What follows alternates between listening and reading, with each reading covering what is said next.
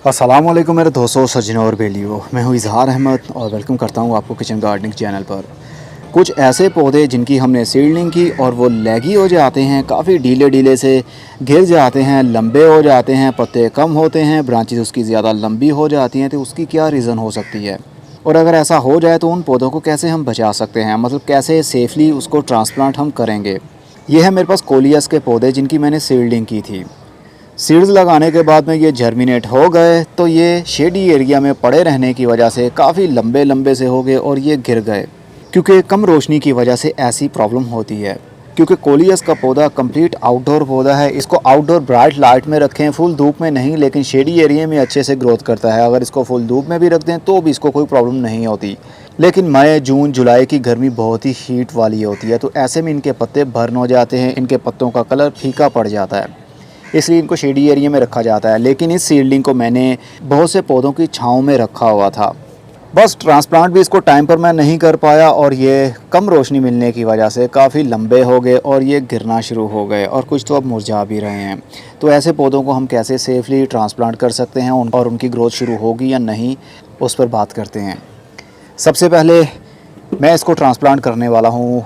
3 हिस्से मिट्टी और 1 हिस्सा पत्तों की खाद मिक्स करने के बाद में गमले के अंदर भर लिया है। अब हम बहुत ही आराम से, इनका रूट बॉल बाहर नहीं निकल सकता, सिर्फ जड़ें ही बाहर निकलेंगी, तो हम इसकी जड़ों को बाहर निकाल लेते हैं। ये देखिए। चलिए, जिनका रूट बॉल साथ आता है उसको भी हम लगाते जाएंगे, जिनका नहीं आता तो उनको भी लगाते जाएंगे। कोलियस का पौधा इतना नाजुक होता है कि इसकी अगर कटिंग को लगाया जाए या सीड्स को, इनकी सीडलिंग को ट्रांसप्लांट किया जाए तो एकदम से इनकी ग्रोथ रुक जाती है।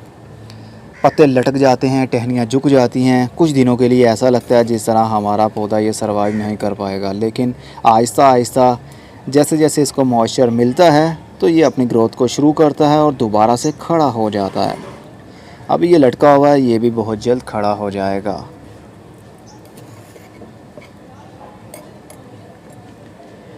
मैं सभी को इसी तरह अलग कर लेता हूँ। जड़ें हों, मिट्टी रहे या ना रहे, लेकिन जड़ें कोशिश कीजिए टूटने ना पाएँ। अगर जड़ें ही टूट गईं तो फिर पौधा सरवाइव नहीं कर पाएगा। तो चलिए फिर इसको कर लेते हैं जल्दी से ट्रांसप्लांट। ऐसे पौधों के लिए ज़्यादा इनको इंतज़ार नहीं करवाना चाहिए, नहीं तो ये सरवाइव नहीं कर पाएंगे। मिट्टी को मैंने थोड़ा सा और ऐड किया है, लेकिन इसको पुश नहीं किया, क्योंकि इसके अंदर हम हाथ से ही अपने फिंगर से छोटे छोटे होल्स बनाएंगे और पौधों को ट्रांसप्लांट करते जाएंगे। इवन पौधे लटके हुए हैं, लेकिन कोई बात नहीं।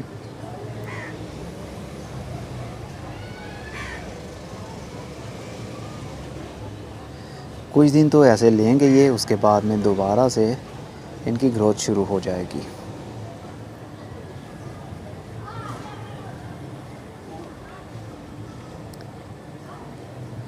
कोशिश कीजिए, जैसे ये पौधा ज़्यादा लटक गया है, इसको मैं इस एरिया तक मिट्टी के अंदर दबाऊंगा, लेकिन बहुत ज़्यादा यहाँ तक मिट्टी के अंदर नहीं दबाऊंगा, क्योंकि इस एरिया में कोई रूट नहीं है, तो यहाँ पर फंगस लग सकता है और ये स्टेम यहाँ से गल सकती है।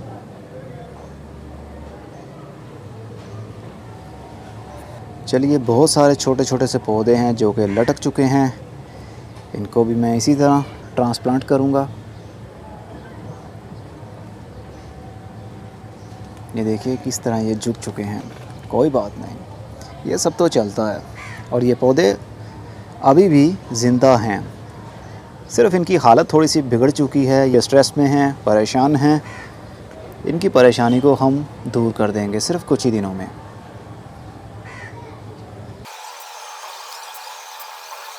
इतने सारे पौधे छोटे से गमले के अंदर ऐड नहीं करना चाहिए। थोड़ा सा इसको पटक लीजिए ताकि मिट्टी और जड़ों का कांटेक्ट हो जाए। अब थोड़ा सा हम पानी का शावर करेंगे।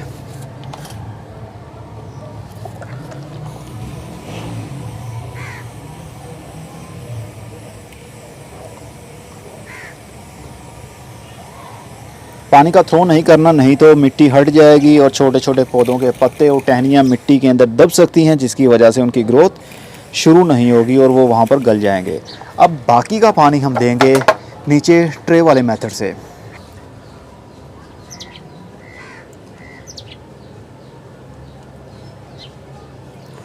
जैसे ही पानी ऊपर वाले एरिया तक, ऊपर वाले सरफेस तक पहुंच जाएगा, आपको यकीन हो जाए कि सरफेस तक पानी पहुंच चुका है, तो एक्स्ट्रा पानी निकाल दीजिए।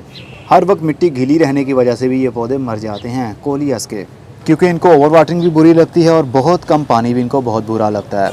बस एक बैलेंस रखना पड़ेगा आपको। मई की आज 13 तारीख हो चुकी है और देखेंगे कितने दिनों में इनकी ग्रोथ शुरू होती है। अब इसको हम शेडी एरिया में रखेंगे, फुल धूप में नहीं रखेंगे जब तक कि इनके पत्ते खड़े नहीं हो जाते। एक दिन बाद, कल हमने इनको ट्रांसप्लांट किया था, लेगी सीडलिंग थी ये, ढीली ढीली सी। हमने मिट्टी के अंदर ट्रांसप्लांट करने के बाद में इसको पॉली हाउस के अंदर रख दिया था। मिट्टी अब देख सकते हैं कितनी ज़्यादा गीली है और पौधे देखिए अब आहिस्ता आहिस्ता से खड़ा होना शुरू हो गए हैं।